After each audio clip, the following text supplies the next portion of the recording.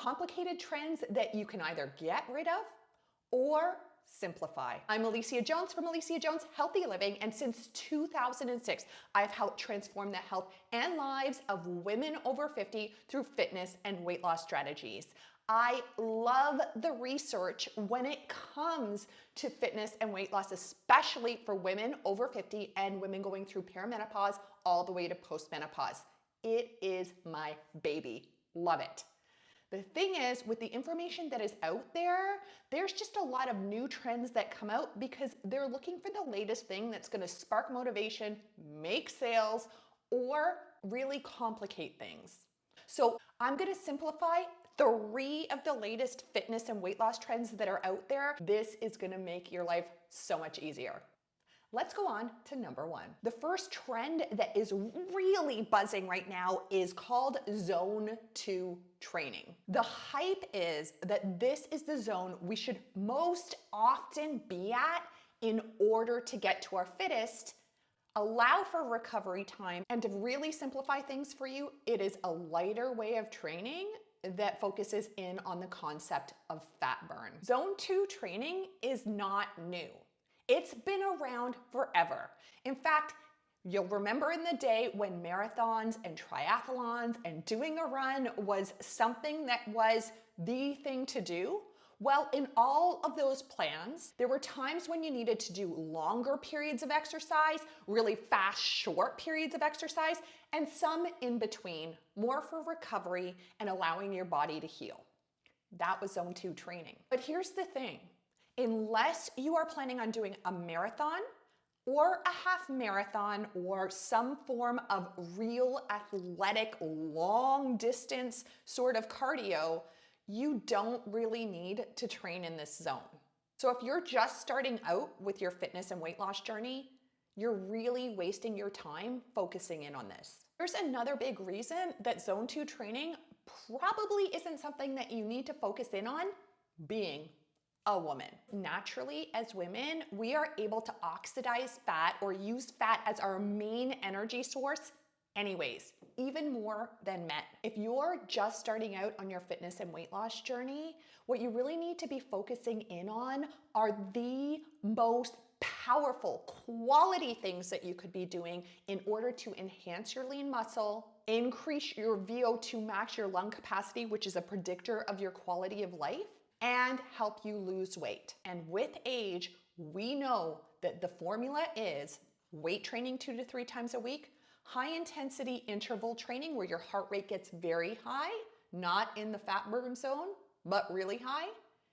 And on your off weight training and HIIT days, doing those other activities that you love, like your Zumba class, aquafit, or going for a walk. The point is, if you want to work on Zone 2 because you're looking for something exciting and different to work on after you have done the basics, so if every day you are consistent hitting your weight training, hitting your high intensity, and on the off days you're doing your walk, run, or whatever the case may be, then by all means add it in as something that's going to spice up your workout. But if you're just looking to be healthy overall, to lose the weight and feel confident in your skin without worrying about having to run a marathon or do a triathlon, then you really don't need to focus in on it, especially as a woman. Trend number 2, intermittent fasting. And specifically, I want to talk about intermittent fasting that uses the 12 to 16 protocol. So basically, you are fasting for 12 to 16 hours. This is not something new. We have been doing this for decades. Think about the word breakfast, break fast. It is literally what that means. You fasted and now you're breaking your fast. There is some evidence to show that this fasting protocol, it has a good adherence rate. So it gives you the ability to have more of a structured schedule where you know, hey, I'm gonna eat, now I'm not gonna eat, and it can help with weight loss, especially for the people that love to nibble.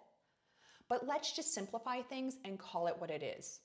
Stop eating after you've had dinner and then don't eat again the next day until you're hungry or you're gonna do a workout. And the third big trend that I'm seeing everywhere right now is The carnivore diet. The carnivore diet is all about just eating meat, and somehow plants have become so toxic that we shouldn't eat them. In my opinion, this is just another variation of a ketogenic diet. So Atkins, no carb, except with the carnivore diet, one of the big claims is that vegetables and fruit are toxic.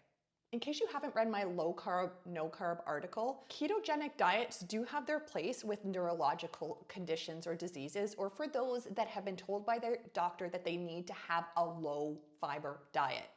Totally get it. There is a place for every type of meal plan. But for women over 50 that do not have a neurological condition, we know from the latest research, it has not wavered that much. You need to have fiber. And in fact, the fiber ratio has gone up to 30 grams of fiber per day or more in order to maintain good health. That means that you need to incorporate vegetables, legumes, fruits, all of the things that meat alone just can't give you. Not to mention, if all you're eating is meat and somehow you are not constipated, you are still depleting your electrolyte levels, which are micronutrients that are needed in order to reduce muscle cramps, reduce brain fog, help you balance blood sugar, keep you hydrated, not to mention, and here's the big one, it keeps your heart beating in proper rhythm. I don't know about you, but that's not something I would want to mess with. So let's just simplify things and avoid the meat carnivore diet. And unless you really need to, avoid the ketogenic plans as well. So to simplify things, include all of the food groups. We're talking about your meat or your protein. We're talking about healthy fats, fruits, and vegetables. All of the things that are not only going to give you your fiber source that you need, but also the nutrient needs that you need with age in order to help increase your energy, enhance your quality of life, and yes, to help you burn fat because your body is working efficiently. I will say that with age, the ratio of carbohydrates and fats and proteins, they may shift. But instead of eliminating all food groups and going through a plethora of health conditions, just figure out what your macronutrient ratio is. If you'd like a really simple way to figure out what your macronutrient profile would look like with age, then at the end of this video, I'll post another one that's gonna help you out. Oh, and if you'd also like to get started with weight training and weight loss in a simple way, then join my free masterclass. I'll place the link in the description.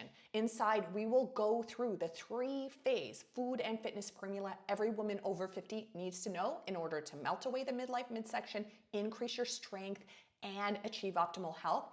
And it is not complicated. But let's do a recap. The 3 things that you can simplify and make so much less complicated if you're just starting with your fitness and weight loss journey, or you're looking for consistency, are number 1, zone 2 training. Instead, focus in on becoming consistent first with the biggest bang for your buck. That's enhancing lean muscle 2 to 3 times a week of weight training or strength training, enhancing your VO2 max, which is high intensity interval training, the higher heart rate zones, and then on your off days, you're probably gonna be doing the zone 2 anyways. Number 2, 12 to 16 hour fasting protocols. Sure, do fasting if you want to, but try doing a protocol that really simplifies things. Just don't eat after dinner and eat the next day when you're hungry. Or if you're gonna do a workout, we need the energy. And number 3, ditch the carnivore diet. Instead, create a healthy balance of all of the macronutrients. We're talking about carbohydrates,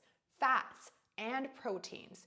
You really wanna ensure that you're getting the fiber needs that are so valuable with age, as well as the nutrient needs, because nutrient absorption shifts. If you want that video on how to know what your macronutrients are, it is right here. And if you like this video, then don't forget to subscribe to my channel.